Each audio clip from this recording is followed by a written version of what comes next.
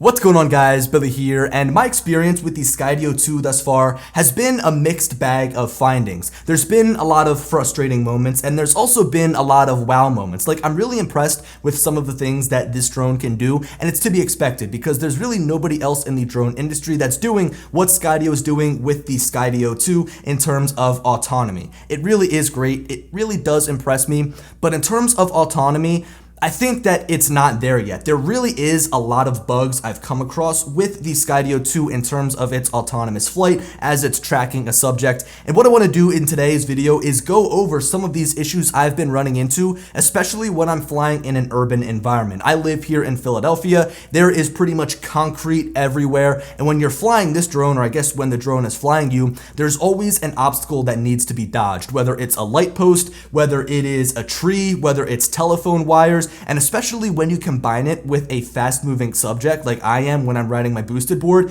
it really is just a recipe for disaster. And I'm finding that I run into a lot of errors and I guess a lot of problems with the Skydio 2 when it's trying to fly by itself. Now, I understand that it's easy to call false alarm here online, put a clickbait title on your video and then get a ton of views, but that's not what I'm trying to do in this video. And I'm not even trying to paint a negative limelight around the Skydio 2 because, as I said, I'm very impressed what it can do, but instead I want to share with you guys some of its shortcomings, I guess you could say, some of the problems I've run into with this drone as it flies itself, because it certainly puts itself in certain situations that I wouldn't do if I was flying this drone manually, and could potentially bite you in the butt if you put this into a situation where you hurt somebody else, you hurt somebody's property, just because this drone sometimes doesn't know exactly what it wants to do. I can say that you really need to learn how to fly it autonomously, if that makes any sense, because you want to put this drone in an area where it's going to succeed. You can't say, oh look, there's a ton of trees, let me put it on my left and see what it does. No, you want to find the open area and use the beacon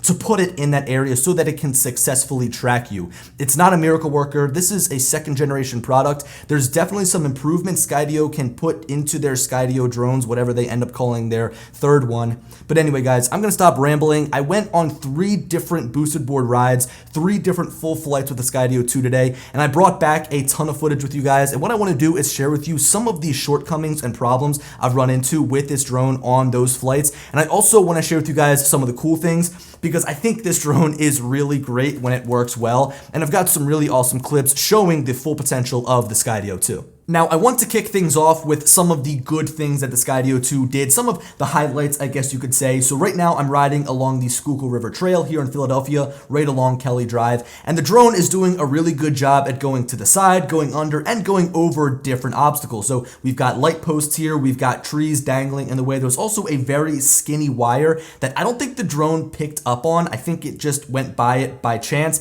I don't think it would have dodged that necessarily. And then of course, once I get here to where it gets more open, the drone does a great job at keeping me right in the center of the frame and obviously keeping up with me. Now, this second clip is probably the most impressive as I'm weaving in and out or around these different curves, and there's a lot of different objects at different heights, and the drone does a really good job at going around them, going under them, and going over top of them. I did this portion 3 different times here, and all the times the drone followed me perfectly and didn't get hung up. So again, this is probably the most impressive clip that I've got. Now, moving along, this one is my favorite shot in my opinion because you get the skyline in the background. I'm sitting there in the center of the frame and the drone catches up to me. And this is a time right here where I say, put the drone in an area where it's going to succeed. I put it over to the right side of me because I noticed that there was no trees. Well, there was a couple of trees that the drone was dodging, but for the most part, it was an open area. It was right above the water, and the drone did a great job at dodging these obstacles, and again, keeping me in the frame. It doesn't get hung up, it doesn't stop, it doesn't try to look for me. Instead, it keeps up with me at the speed that I'm riding at on my boosted board, and it's also being aware of all of the obstacles around it. And this is probably the best part right here, where the drone goes underneath of the bridge. We'll get into some of the bridges in a second because the drone, the Skydio 2, just doesn't seem to like bridges.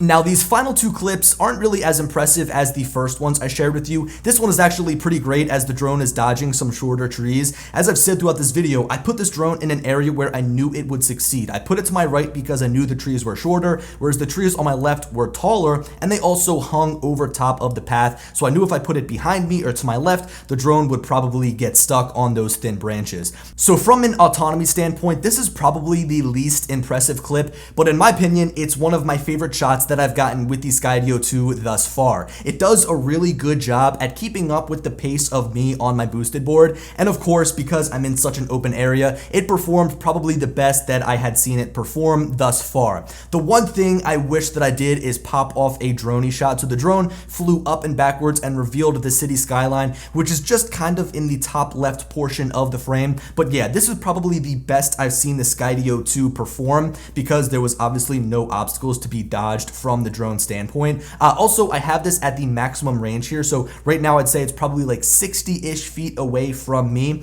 but I wish you had more range with this drone. The beacon itself has a range of about 1 mile or 1.5 kilometers, and I really wish that you could fly like 300 feet or even 400 feet away from your subject to really see the whole entire area around what you're tracking. So that about wraps up all of the highlights that I want to share with you guys. There was a lot of other moments where the drone was just following me around, but it really wasn't as interesting as the ones that I shared with you guys.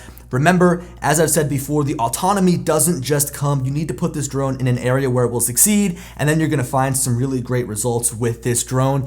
But even when you put the drone in those areas where you think it will succeed, sometimes it doesn't do its job, and sometimes you end up looking at the drone like, what is it doing? And I know a lot of people haven't really shared some of the instances where this drone just totally doesn't perform up to its standards and doesn't do what you think it should do. And now what I want to do is share with you those clips.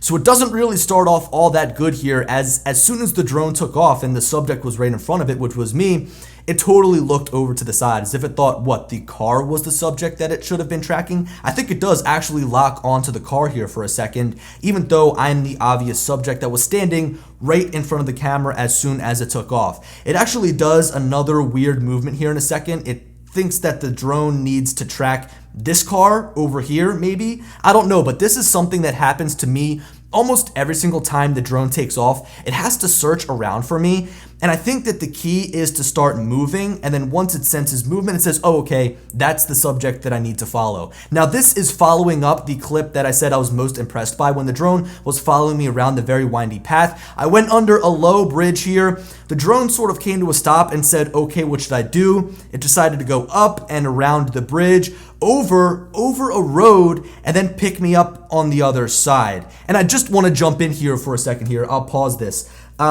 I guess I'm kind of happy that the drone didn't go underneath of the bridge because those people were walking towards me, but I also wish it didn't fly up and over the road, right? Like, I don't want the drone to do that. The biggest issue that I've encountered with this drone, and it's something you'll see throughout most of the clips here, the drone stays at a certain height and it won't go lower than that. It would rather go over an object then go under an object. And I think that that's something that Skydio needs to tweak. But again, I'm not an engineer, so I don't know how the software works precisely.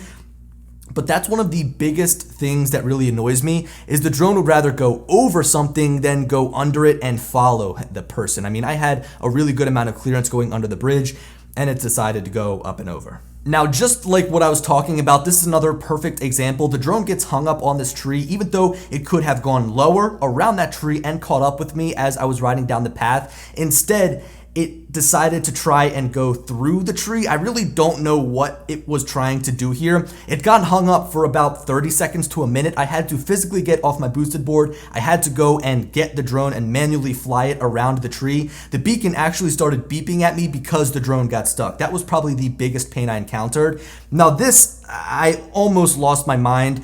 The drone decided to turn to the right and get really close to this wall. Again, like, I don't understand what it was doing. I found that the most trouble comes from these bridges. I guess maybe because when I go under the bridges, I lose a GPS connection between the beacon and the Skydio itself. But I've never seen the drone just totally decide to turn to the right. And as you can see, it doesn't get any better. The drone doesn't find me. It just continues to sit there. And I kind of let it run its course. And I actually kind of cut out a good portion here. The drone eventually turned around and it found me, sort of, but I buzzed along and it still just sat here. And what did the drone decide to do? Go up and over the bridge, as it always does. Fly over top of the bridge and go over the road. Again, I'm sitting here in the middle of the road, or in the middle of the trail, sorry, and then it just kind of sits here above the train tracks. It totally lost me. It was relying on the GPS connection, and it lost the visual of me, the subject. Now here's another area where the drone just totally lost me. I mean, I understand I'm going around some thin branches here, but instead of trying to go around and keep up with the subject, it kind of just sat there and didn't know what to do. I understand it's trying to map the entire area around it. There's trees on its left. There's a little bit of like a pathway on its right. I had to come back and try to get it to pick me up. And even though I'm in the frame in the bottom left corner, the drone actually decided to turn away from me. Now this is the final clip that I want to share with you guys in this video, and this is probably where the drone performed the worst. This is following up the previous clip. You can see there's the pathway, and the drone just kind of sits here until I pop out on the other side of the bridge. It decides to fly up and over that bridge. I'm sitting down there on the pathway. It seems like it's maybe trying to follow me, and at this point I feel like the drone almost just gave up. It stayed at this very high altitude, and as I continued to move along, the drone just decided it would stay up and over these bridges. It totally loses me. I'm no longer in the frame.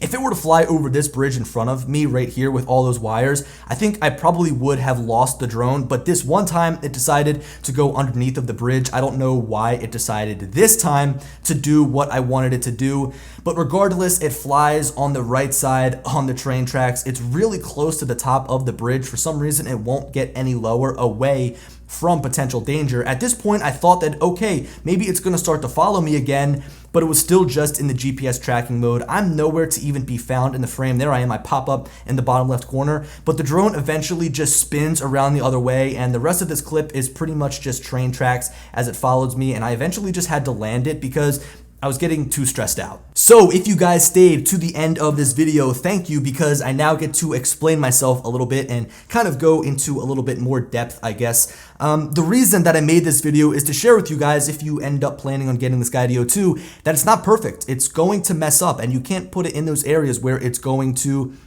falter, it's going to get hung up, because you want to make sure that this drone gets to an area where it can continue to fly and keep up with you, because if there's a ton of trees and you say, oh, I wonder what it can do to get around those, you're probably going to end up with a crashed drone, a broken drone, or maybe even a lawsuit, because as you saw in some of these clips, it can sometimes do some dangerous things. It doesn't know that it can't fly over traffic. It doesn't know that it can't fly over people. The fate of this drone is in the computer chip's hands, and sometimes it does some things that I really wish that it wouldn't do. So with that said, guys, I think that I can confirm that this drone is not crash proof, because it did clip a branch and it did fall down. But here's the thing, is that I'm very confident that Skydio will continue to improve with firmware updates on the software, and I can't wait to continue to try this drone. I'm probably going to fly it every single day, even though it has these little hiccups here and there, because as I've said throughout this video, you need to put it in an area where it's going to succeed, and I think it's a skill to fly this drone autonomously, if that makes sense. But guys, I want to hear from you. What do you think of the Skydio 2 from the videos I've been putting out? Also, what content do you want to see surrounded around this drone? I understand I showed you guys some clips from like 3 different flights, but do you want to see like a full-length flight from like takeoff to land to see how this drone performs in a normal flight? I mean, let me know what you guys think down in the comment section below. Anyway, guys, I hope you enjoyed the video, and as always, I'll talk to you later. Peace.